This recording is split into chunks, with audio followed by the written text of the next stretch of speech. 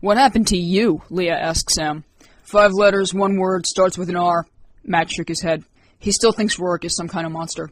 I don't need to think it, man. Matt here didn't see what that SOB did on the soccer field. But as you can see, Sam pointed toward the ice pack, I happened to catch it. Rourke is a dead man. Yeah, well, you better be packing some serious demon begone in that brassiere of yours, Sam groaned. You saw what he did on the field, not to mention the power outage. Oh, please, Sam, how could Rourke be responsible for the power outage? I don't fucking know, but I saw that little creepshit walking away from the library with a nice, convenient smirk on his face. There were pictures of those missing kids, Matt. I went to click on them and the power went down. Tell me it's a coincidence. It's a coincidence. Taking a cup of water from the nurse, Leah held it to Rain, who was now lying across several seats. I think Sam's right. Rain never gets sick, ever, and Rourke has never been that good of a soccer player. Matt crossed his arms, although he seemed intrigued. Okay, so devil's advocate. If Rourke is some kind of monster, where did he come from? I've known him since grade school, and he sure as hell wasn't sucking people's souls back then. 2 things, Sam shook his head. 1, I just explained it to you, and 2, if you ever use that many puns in one sentence again, I'm gonna drop kick you.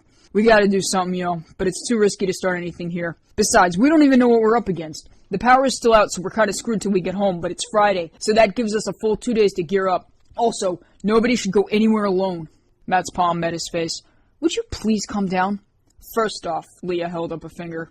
We have a party to host Saturday night. He's not invited, but I guess we can suffer you two, she sighed. Just come over after school and we'll talk about this. Party? Sam's expression lit up. You guys gonna get a keg? We've got more than just a keg, Leah laughed. Dude. Oh, now you've done it. Curse of the one-track mind. We'll be there. Sam looked back at Matt. You don't even go to parties. Yeah, but if you're going, you're gonna need someone to keep you in line. What's the address?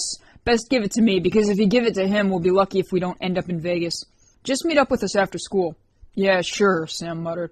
I'll just skip detention again. Not like I'm not packing a month of it as it is. When the bell went off, Rourke happened to be making his way to the cafe.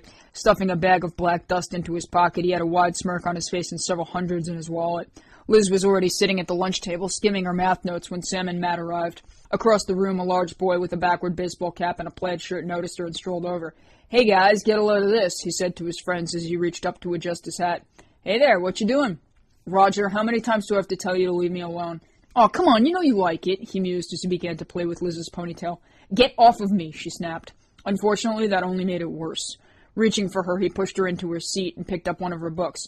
Ooh, math, huh? You bad at math? You need a tutor? What, are you stupid or something? Roger, stop. Leave me alone. Catching the scene from across the way, Rourke suddenly turned. Leaving the line, he brought his knuckles to his palm and cracked them in sequence. Hey, asshole, what do you think you're doing? Roger put the book down and turned. Pfft, get lost, you little shit. Can't you see I'm busy? All I see is a gigantic douche picking on a girl. You know, if you're gonna be an asshole, you shouldn't discriminate. That's just cowardly. You wanna play the game, you gotta play fair. Take it from me, pal, I know I'm the biggest asshole there is, which is why people like you make me sick. You give us all a bad rep, and that's something I don't tolerate. So why don't you lay off and go pick on somebody your own size, like, I don't know, Bigfoot. Roger suddenly threw a punch, which Rourke easily sidestepped. Too slow, try again. He did, and was once again avoided. My mistake. Maybe Bigfoot was the wrong choice of words. How about great lumbering retard? Rourke snickered before reaching out to grab a soda as well as Liz's orange juice. Hey, I'm borrowing this, you'll thank me later. Uncapping the drink, he shook the juice carton and stepped back.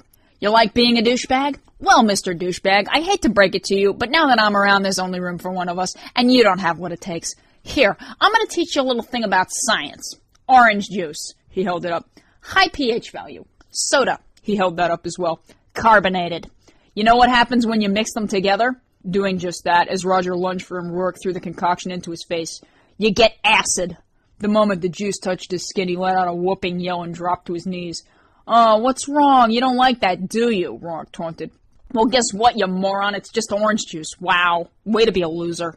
Pulling his hands from his face, Roger was as pale as a ghost and dripping with soda, although other than a reddened complexion was completely unharmed.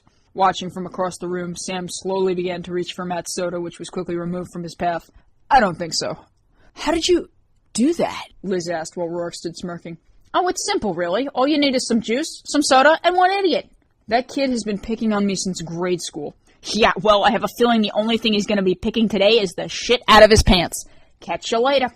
He must like her, Leah surmised as she noticed their interaction. She wasn't sure why Rourke would be interested in someone like Liz, but she figured it was only natural for him to be protective over someone who could otherwise become his next meal. Rain didn't feel any better, and the smell of food wasn't helping. Noticing her, Rourke stopped and threw a nod in the direction of the lunch matron. "Hey, you got any chocolate ice cream?" he asked. "We have soft serve." "Good, I want $10 worth." Slapping a bill across the table, he watched the woman fill an enormous bowl. "I'll give you $20 if you bring this to Goth chick over there and tell her she's an idiot for catching that ball," he said to a girl standing behind him who took the offer and did just that. "Wow, that's a huge pile of ice cream." Liz watched Rain study it as though it were poison. "Rourke bought it for her," Leah chimed in. "He's been acting really strange," she giggled, "but I think I like it." Back in the lobby, Rourke pulled his schedule from his pocket and eyed it intently. "Latin? Really?" Sure enough, Greenville was one of the last remaining schools in the States that still offered the dead language. Shrugging his shoulders, he stuffed his hands into his pockets and started for class. The first to arrive, he snuck his way to the board and picked up a piece of chalk. "Let's see him translate this." What he had written was the equivalent to, "If you can read this, then it's time to go fuck yourself." "What are you doing?" Leah was second to arrive. "Since when do you know Latin?" "Since when do you care?" "Since you can barely spell your own name," she answered tartly. "Yeah, well, guess who's going to be blamed for it? Not me." "You're so immature." "Nobody's perfect," he shrugged as the teacher walked in. "Who wrote that?" Immediately, Rourke's finger went toward Leah. "Rourke." She didn't need to look back at him to know what he was doing. "He Googled it, as he was just telling me." The man shook his head. "That's impossible, Leah. That form of Latin hasn't been used since the Dark Ages." "I don't know what it says. It was just like that when I came in." "That's probably for the best." The teacher sighed and turned to erase it as the door opened and Liz ran in. "Sorry I'm late," she gasped, inadvertently taking a seat directly between Rourke and Lee. "Hey, long time no see. I didn't know you took Latin."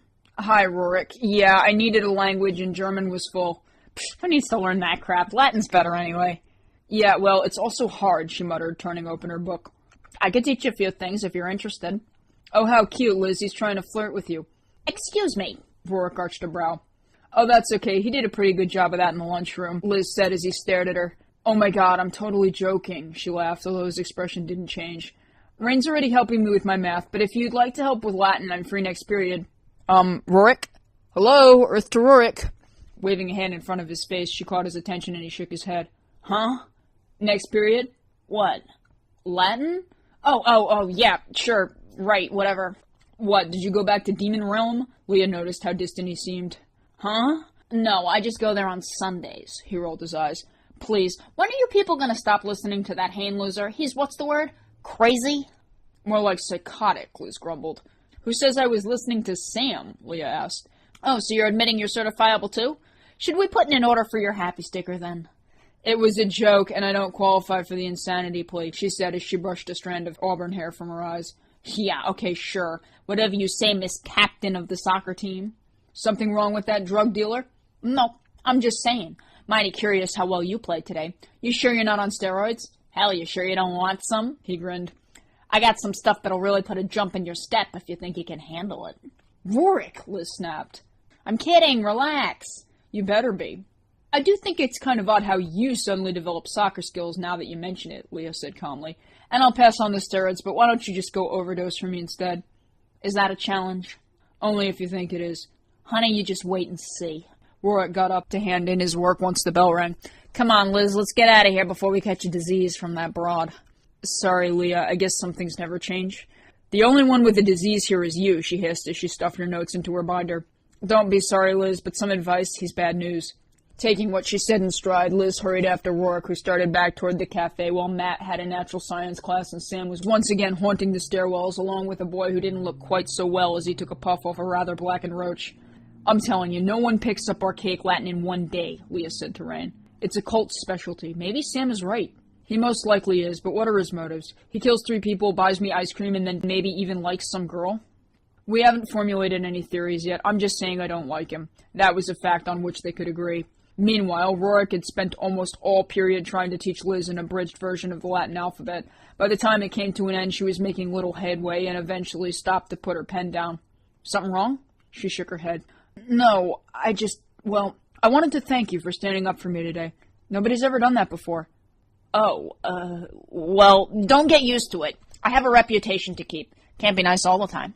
Chuckling to herself, she folded her notes. "You are so weird." "It's a living. Say, you doing anything this weekend? You know, if you need more tutoring." "Oh, well, actually, I was going to go to Rain's party." "Oh, yeah.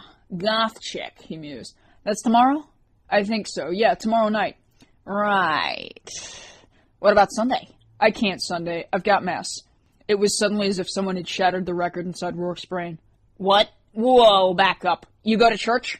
Yeah, not all the time, but every now and again. Well, can't you cut? Liz shook her head.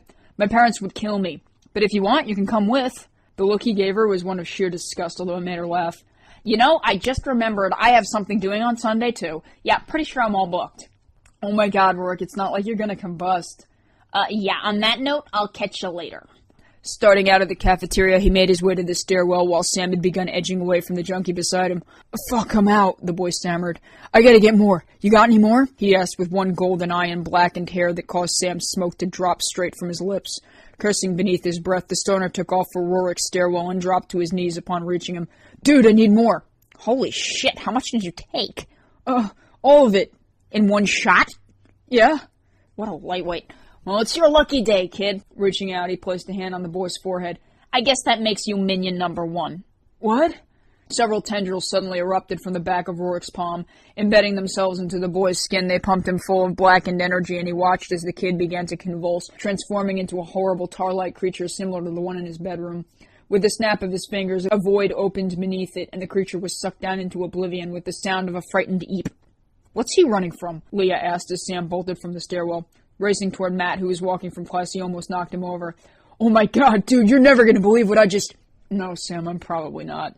Sam continued anyway. I was downstairs with Tommy the Tweaker, and he was really packing. I mean, that kid went through 6 joints in 20 minutes, and then he turned into a fucking creature. Straight up, yo, claws and everything. $10,000 says he got that shit off Rourke. He laced those things with some kind of satanic crap. Man, I hope to high shit I did not get any of that stuff. If I turn into something like that... He shook his head. I think I just quit smoking. Who are you? Matt's expression was one of shock as Sam actually turned out his pockets and threw the weed into a trash bin. Meanwhile, as the buses pulled up in front of school, Rourke made his way home. Throwing his bag down in the hall, he kicked the door closed. Hey, Rose, I'm back, he called upstairs to the horrible little fiend who was currently curled up at the foot of his bed. Raising its skull, it oogled at him with large violet eyes, and he stepped into the room with a grin. 1 down, couple hundred more to go, he smiled, plopping onto the mattress, which reacted like a waterbed thanks to the darkness that seeped into it. Eat. Placing his hands behind his head, Rourke nodded. Yeah, I'm in a good mood. It's been a productive day. Eat. Well, let's see. I beat those 2 goth chick brats, established a reputation that's going to keep those losers so tweaked they won't ever touch me, scared the shit out of half the lunchroom. Oh, and I think I even made a friend. The tiny creature's head rose a bit more. Yeah, Liz, he mused. Man, is she hot. Eat. Relax, Rose. I think she's going to be someone I can really sink my teeth into. Giving the creature a grin, his lips peeled back to reveal thousands of needle-pointed teeth, and he laughed.